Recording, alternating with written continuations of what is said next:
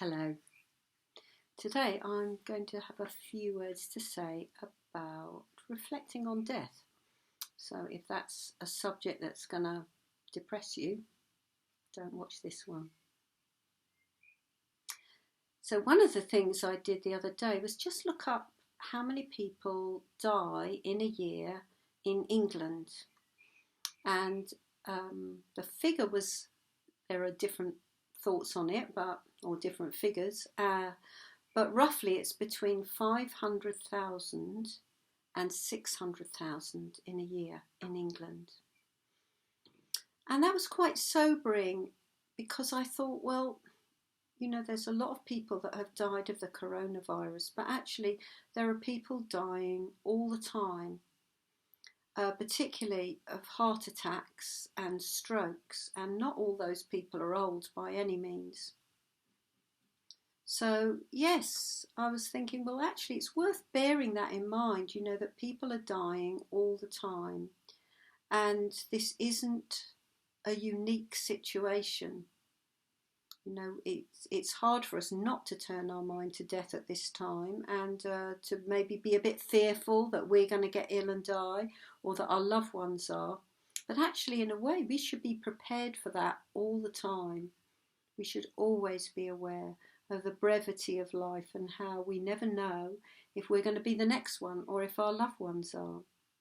So there are people that are bereaved and in grief all the time. They don't walk about nowadays, unfortunately, with a black armband, because I think in the days when people did do that, it was a recognition, it was a mark of respect, but it also allowed other people to see that that these people are bereaved, and that for a year people would bear them in mind, would acknowledge that that's what they've been through. And I think today people find it very difficult, that it often goes unacknowledged after the initial people running around, being very caring. But after the funeral, perhaps not long after the funeral, those bereaved people can easily get forgotten. So, this is happening all the time. And at the moment, I'm reading a book by Daniel Defoe. And it's a book about his account of the plague, the Great Plague in 1665. I think there'd also been a plague in London in 1663 as well. So, plagues and terrible viruses and so on have been going on right the way through history. I was very struck by how some of the same issues were there that he talks about, that Daniel Defoe talks about, as we're talking about now. He comments on the empty streets in London and the fear. So, yes, some of the news has been false news, hasn't it, as we know, but also there's been theories, all sorts of strange theories about where this virus has come from. And in the same way, Daniel Defoe is talking about some of the theories, and particularly from predictions made by old witches and so on. Well, we don't tend to have that so much, but we do have strange theories going around as well.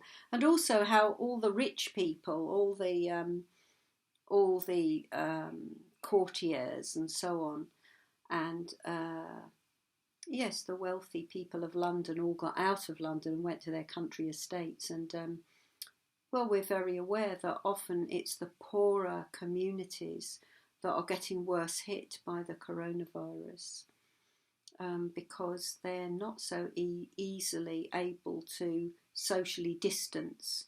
They do live very much more in large numbers together and so on. So, why is it good to contemplate death, to think about death, to make that a real part of our life? So, Well, I think about death every single day. There's not a day that I don't think about death and the reality of it happening. And one of the things that it does is make me much more fully engaged with life. So there is no time to spare. There is not a future that I can be sure of. And so I want to be as alive as I can at this moment, because I know that that I don't know if I'll be alive tomorrow. And I'm very aware that in my family there's a lot of heart disease. There's my mother has had a stroke as well as a heart attack. So why not me? Why couldn't it be me? Well, it could be. And at the age I am, it's perfectly possible.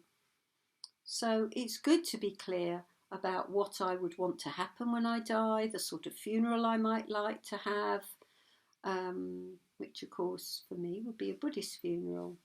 And yeah, I guess people would have things to say about me after I die. And we're very good at doing that in our Buddhist community, you know, having rejoicings in people that have died, of facing death in quite a direct way.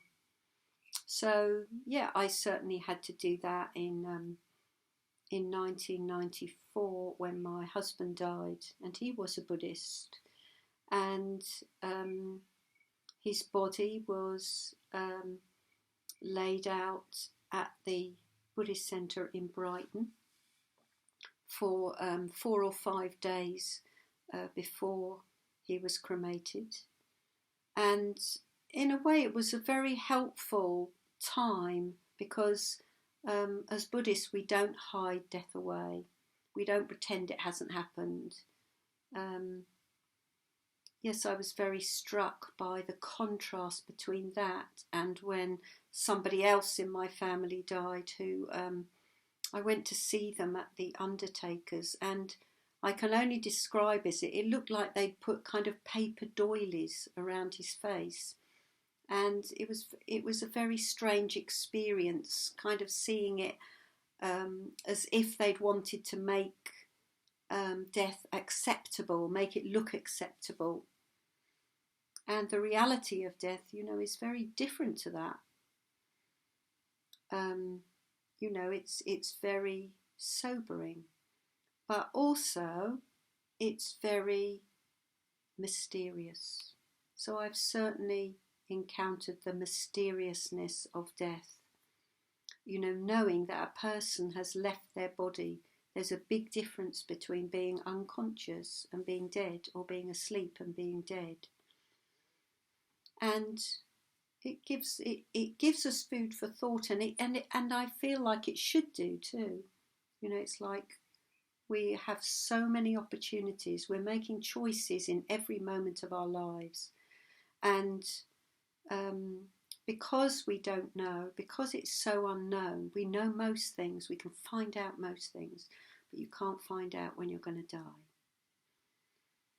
And in a way that's quite exciting, because well, we might just as well make use of every moment of every day to fulfill our potential in whatever way we want to do that. So yes, there are between 500,000 and 600,000 people dying just in England every single year. And in a way, you know, we should always be as aware as we are now of death, and relish every moment of life. So I'll leave it there. See you tomorrow.